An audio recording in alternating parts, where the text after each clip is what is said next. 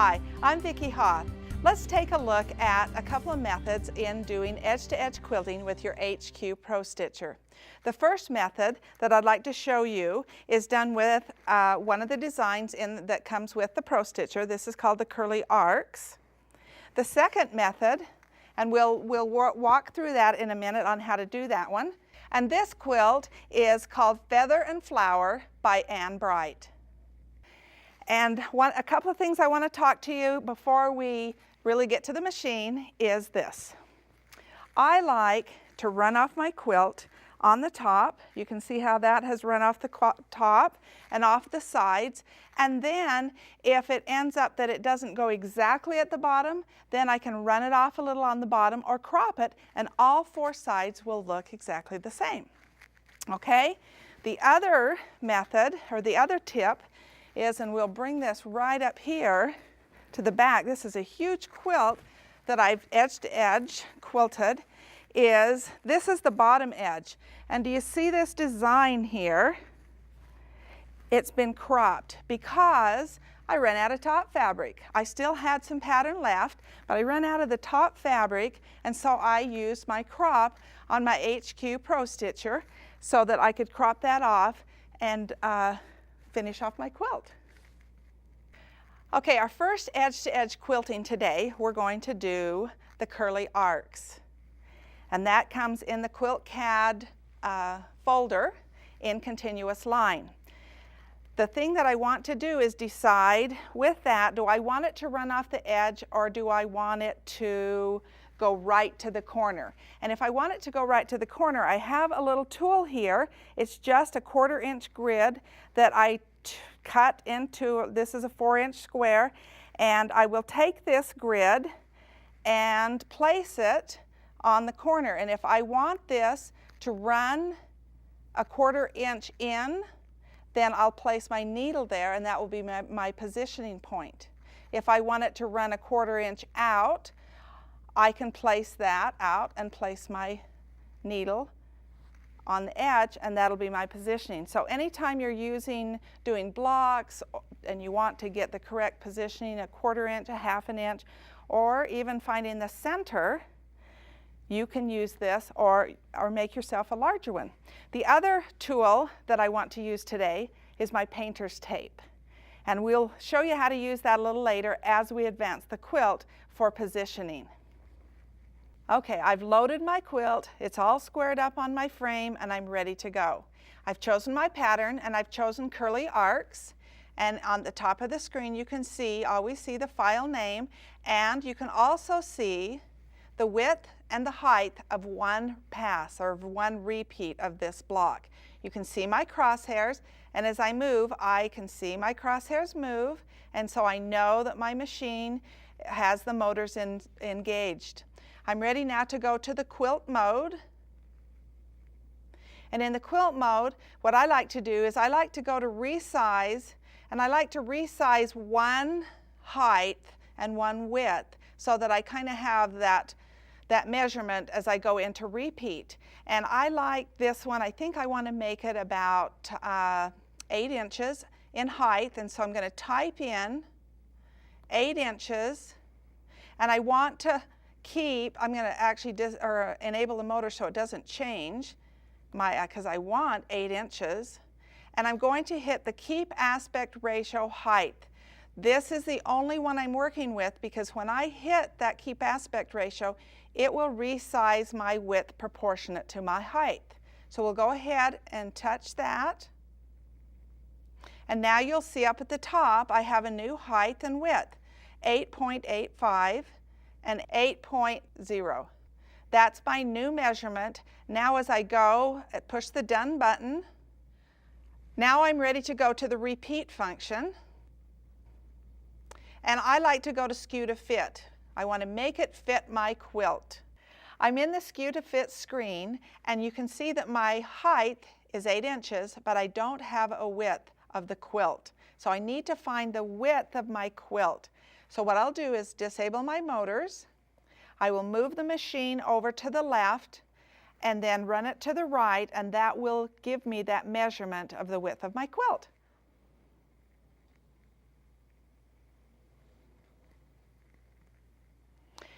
Okay, I'll reset my home. It zeroes out both measurements. I can go ahead and put my height measurement in after I find my width measurement of the quilt. I've moved my quilt, or my quilting machine, about a ½ inch off of the edge of the quilt, because I want to run off on all of the edges. And now I'm ready to find the measurement of that width of the quilt. So you can see as it adds up, I will go off a ½ inch off of the right edge. Okay, I'm going to enable my motors so it locks the machine from moving, so I don't change that measurement. Now, it doesn't have my height measurement in.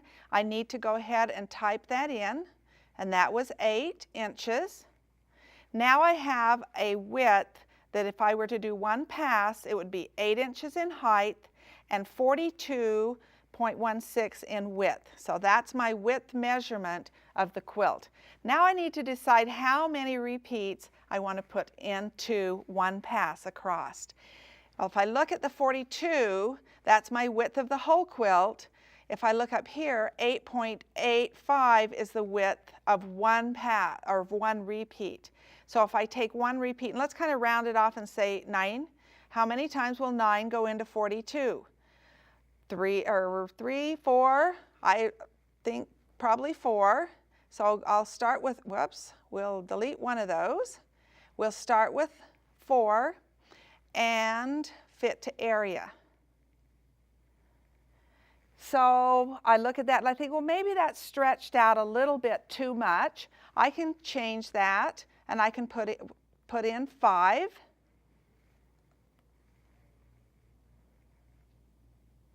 And I think I like that better. What do you think? Okay, I'm going to leave it at that, and I am going to now, when I push done on this screen, that sets that remembers that movement or that action that I did. Now I want to take this back into repeat. In repeat, I want to see if I repeat this in rows up the quilt or down the quilt, I want to see how the repeats set together. So if I place 2 repeats in here and repeat it, let's zoom in on this, push my zoom, the pan and the zoom toggle back and forth.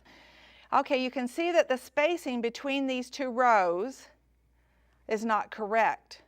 And my ideal spacing would be to have it match with the same spacing that is in the design itself. So I'm just going to kind of trial and error this, and so we'll put in maybe a ½ inch and do a distance apart. I don't want to do an overlap because that would push the designs together. I want to do a distance apart. So let's repeat it again. As long as I don't leave this screen, I can keep auditioning different designs or different measurements. Let's zoom in on this again. And it's pretty close. I could get away with that, but I think I might do a point, let's try 0.75, 3/4 of an inch, and do a repeat. As I said, as long as I don't leave the screen, I can just keep doing this. I think I like that better. That looks exactly the way it should be. So this is a very important number to remember, 0.75, which is 3/4 of an inch. We're going to use that later on as we advance the quilt. We're finished with that, but I only want to send over one pass. So I'm going to go back and do one pass and zero out that. And now I'm back to my one pass. Now I still have my measurement. I want to look up here. I have this measurement, 42.16. That's the measurement of the width of the quilt. 8 inches is the height of one design. I'm ready to go now to quilt, or to position it on the quilt.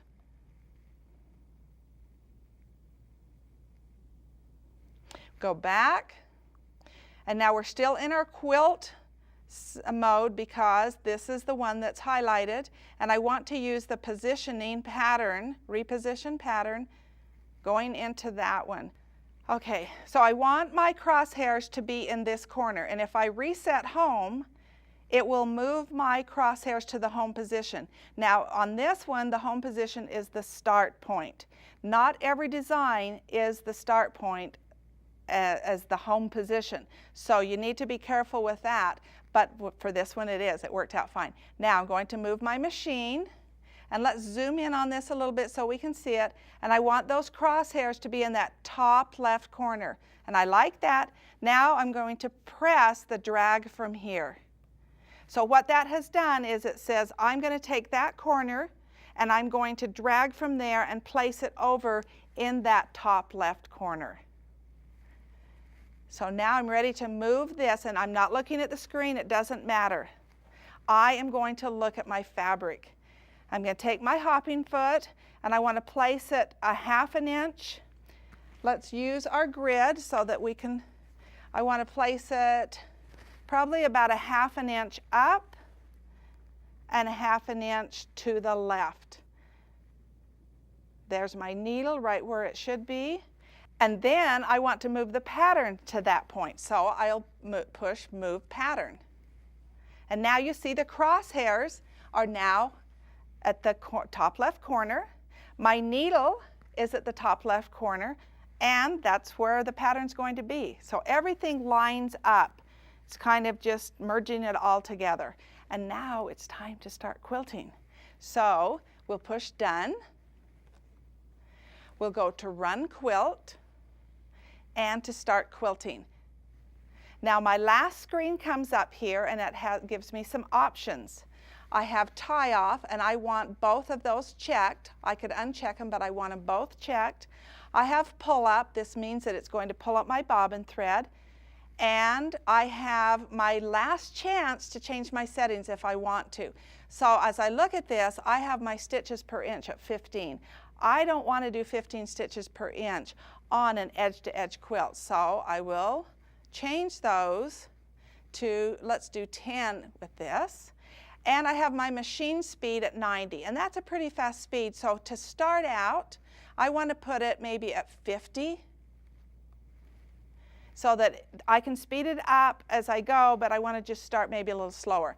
The other thing it has is it has a pause delay, and it has it either in seconds or in inches, and this means that it will pause after approximately 2 seconds, and that's what I have here, or approximately 2 inches, and stop the machine and let me clip my threads. And we can do that, but we're just going to go, and because my threads are off the quilt, so I don't have to dodge those threads, and I won't worry about that. And most important is that I want it to be stitched. So I want to make sure that is checked. So let's go ahead and check those. Okay, I've got all of my settings correct as to what I would like to have, and now we're ready to hit the start quilting. The first thing it will do is that it will move into the start position, and it will take a stitch and move aside. That's my bobbin thread that it just brought up. Now I can go ahead and push the resume. I have this viewer box so I can always see where the stitching is going. It also gives me a view. I can toggle and see where that's going. It's going to take a tie off, and then it's going to start stitching. All right, as you remember, I set this at a slower speed. I can speed it up if I want by going to the speed and pressing fast. And you can see how it's running off the quilt.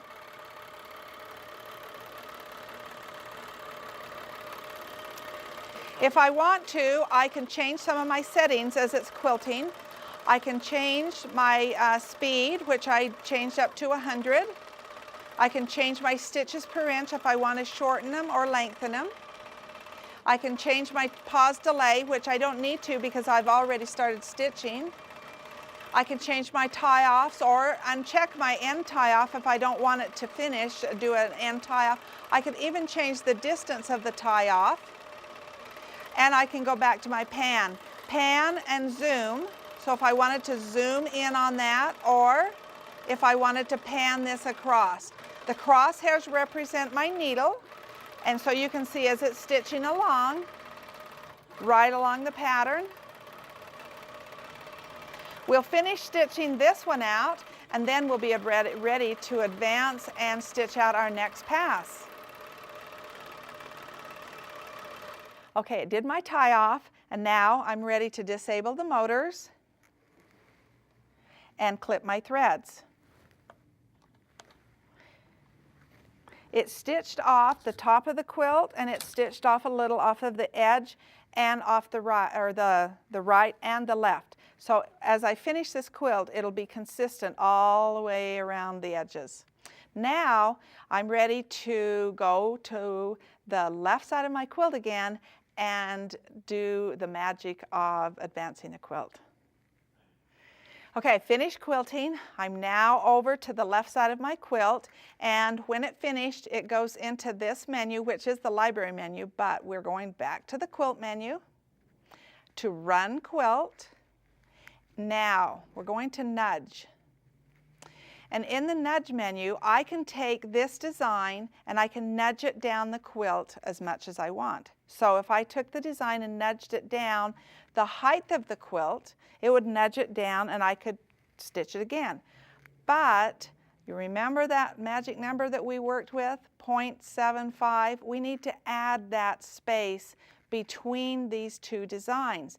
So if I type in 8, which is the height, plus the 7.5, so 8.75, and then I want to take the design and nudge it down or nudge it down my quilt.